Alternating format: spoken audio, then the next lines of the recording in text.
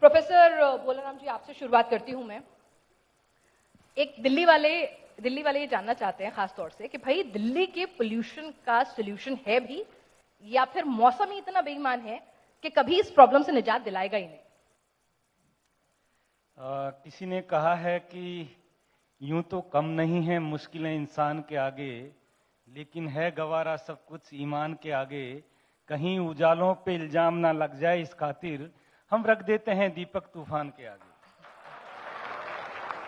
यहां दीपक का अर्थ है कि प्रयास क्या किया जाए। मुझे याद आता है 2003-4 में जब भी हम बात करते थे, उस समय भी पोल्यूशन की बात होती थी, और एक परसेप्शन बेस्ड ये था कि अधिकतर पोल्यूशन सिर्फ ट्रांसपोर्ट सेक्टर से आता है।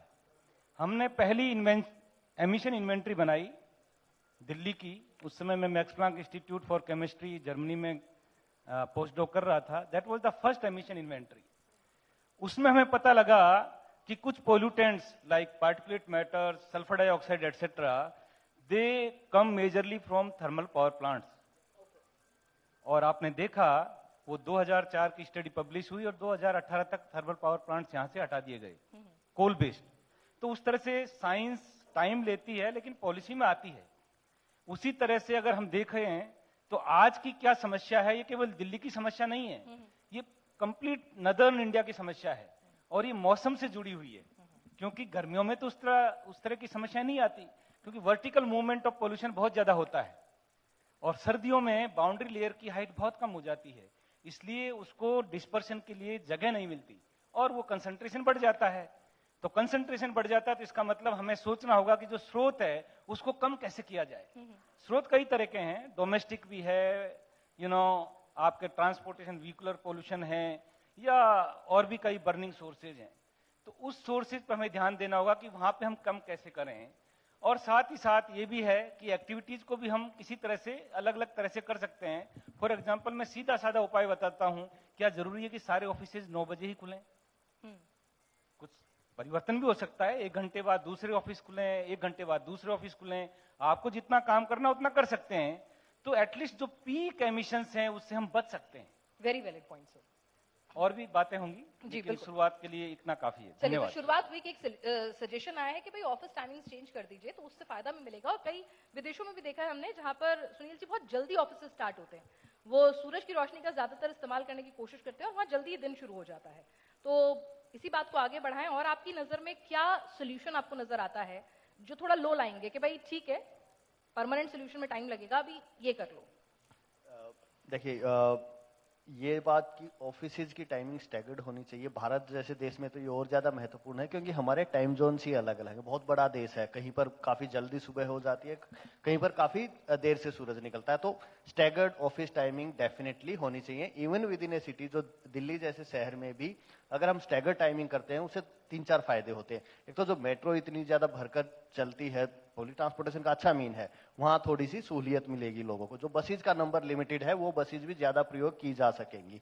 जो प्राइवेट कार लेकर के रोड पर निकलते और कंजेशन होता है, उसमें भी कमी आएगी। तो स्टैगर्ड ऑफिस टाइमिंग डेफिनेटली एक ऐसा समाधान है जो शॉर्ट टर्म में किया जा सकता है।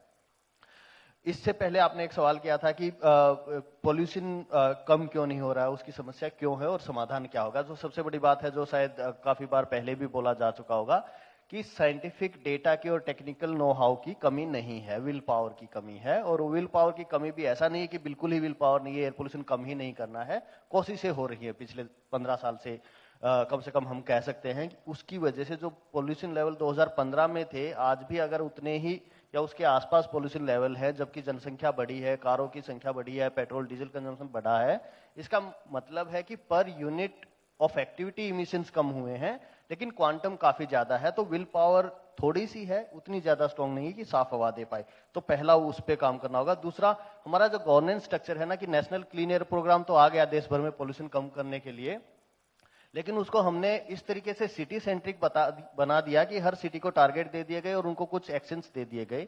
अब कोई भी शहर अपने पोल्यूशन को सिर्फ शहर के अंदर काम करके कम नहीं कर सकता, क्योंकि पोल्यूशन लगभग 40 से 50% शहर के बाहर से भी आता है। और अब तक किसी भी पॉलिसी के अंतर्गत ऐसा कोई प्रोविजन नहीं है जो शहर के बाहर के पोल्यूशन को कम करने में एक गवर्नेंस स्ट्रक्चर प्रोवाइड कर पाए। तीसरा जो है कि जब गवर्नेंस विल पावर आ जाएगी, गवर्नेंस स्ट्रक्चर भी आ जाएगा, उसके बावजूद हमें डेटा और टेक्निकल नो हाउ की जरूरत है। उसकी कमी नहीं है, हमारे देश में काफी सारा रिसर्च हो चुका है, काफी सारा डेटा है, लेकिन उसका क्या प्रयोग हम अपने डे टू डे इम्प्लीमेंटेशन के लिए कर रहे हैं वो शायद नहीं हो रहा। उदाहरण के तौर पर दिल्ली के लिए एक डिसीजन सपोर्ट सिस्टम बना हुआ है जो सरकार IITM पुणे है, जो मिनिस्ट्री ऑफ अर्थ साइंसेज के अंडर आता है, उन्होंने बनाया हुआ है। DPCC अपना काम कर रहा है, CPC भी कर रहा है, आसपास के स्टेट्स के पोल्यूशन कंट्रोल बोर्ड भी मीटिंग्स करते हैं। लेकिन उस डेटा को जब हम ग्रेडेड रेस्पॉन्स एक्शन प्लान लागू करते हैं तो हम सिर्फ ये कह देते हैं कि कल से गाड़ियां, ये गाड़ी नहीं चलेगी, कल से इस गाड़ी की एंट्री नहीं है, कल से इस इंडस्ट्री को बंद कर दिया जाए। लेकिन कभी भी उस डिसीजन सपोर्ट सिस्टम को, जो कि हमें प्रोएक्टिव एक्शन लेने के लिए एक सिस्टम देता है, 3 दिन पहले नहीं किया जाता, यूज नहीं किया जाता। और उसके बाद जब वो एक्शंस इंप्लीमेंट किए जाते हैं तो सारा जो डेटा, हर इंडस्ट्री का जितना हमारे पास सेंट्रल पोल्यूशन कंट्रोल बोर्ड के पास ऑपरेशन का और एमिशन का डेटा है वो आता है, उसका प्रयोग नहीं किया जाता ये देखने के लिए कि इंप्लीमेंटेशन किस तरीके से हुआ है। तो हमें टेक्निकली एंड डेटा को थोड़ा सा और अच्छे से प्रयोग करना पड़ेगा। ठीक है।